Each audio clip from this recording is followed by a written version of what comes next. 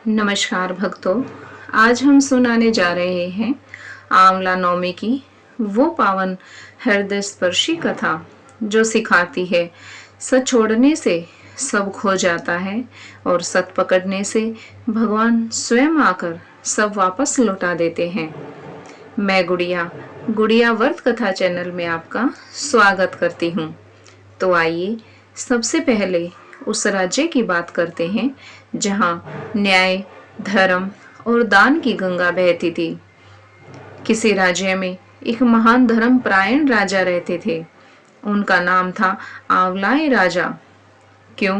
क्योंकि हर सुबह सूरज उगने से पहले ही वे 1.25 मन ताजे रसीले आंवले दान करते थे।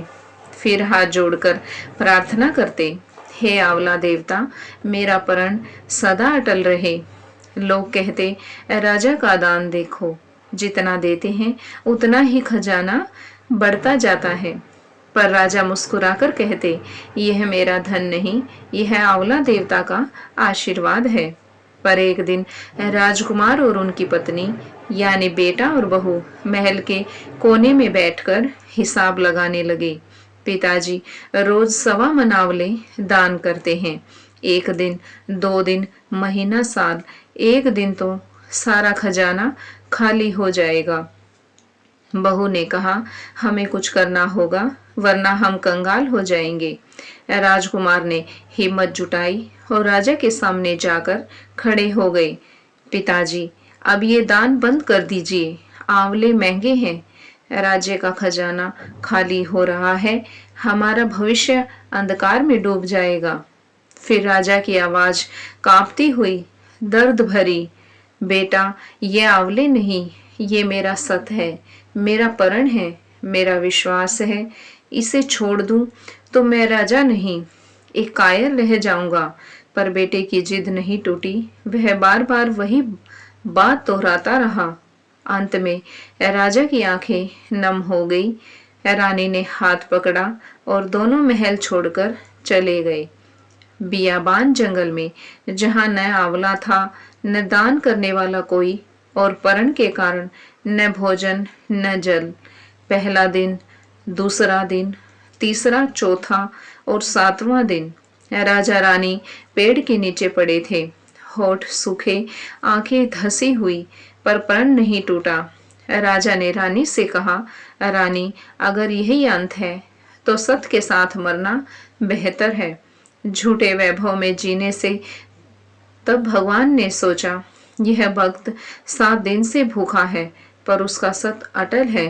अगर मैंने इसका साथ नहीं दिया तो धर्म का क्या होगा, विश्वास का क्या होगा। और फिर रातों रात जंगल में महल उगाए, सोने की दीवारें चमकने लगी, बाग बगीचे लहला उठे और चारों तरफ आंवले के पेड़ फल से लदे लदाए। सुबह राजा रानी उठे, रानी देखो, हमारा राज्य तो 2 गुना नहीं 100 गुना हो गया। राजा की आंखें भर आई। रानी, कहते हैं ना, सत मत छोड़ो।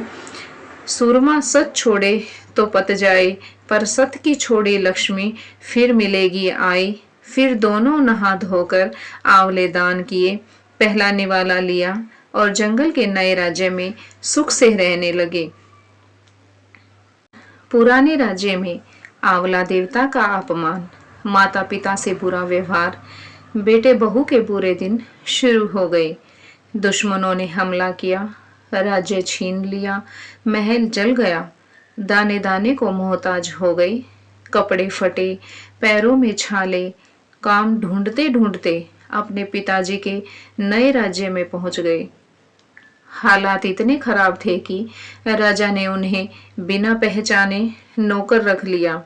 बेटे बहू को भी विश्वास नहीं हुआ कि ये इतने बड़े राज्य के मालिक उनके माता पिता हो सकते हैं। एक दिन बहू सास के बाल गूंथ रही थी। सूरज की किरण पड़ी और उसकी नजर पड़ी सास की पीठ पर। वही पुराना मस्सा, उसके हाथ रुक गए, होंठ कांपने लगे। ये मस्सा मेरी सास के भी था। हमने उन्हें दान करने से रोका था, कहा था धन नष्ट हो जाएगा, और आज हम खुद दाने को तरस रहे हैं। वो कहाँ होंगे? आंसू टप टप सास की पीठ पर गिरने लगे।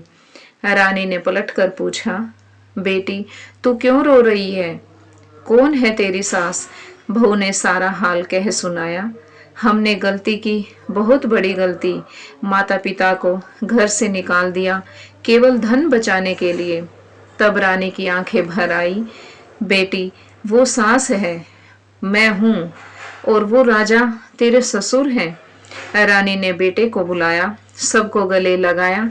राजा ने आशीर्वाद दिया और समझाया, बेटा दान करने से धन कम नहीं होता बल्कि बढ़ता है, क्योंकि दान विश्वास की जड़ है और विश्वास हो तो भगवान स्वयं आकर खजाना लौटा देते हैं। अंत में बेटा बहू ने परण लिया। अब हम भी रोज आंवले दान करेंगे और चारों मिलकर सुख शांति से रहने लगे।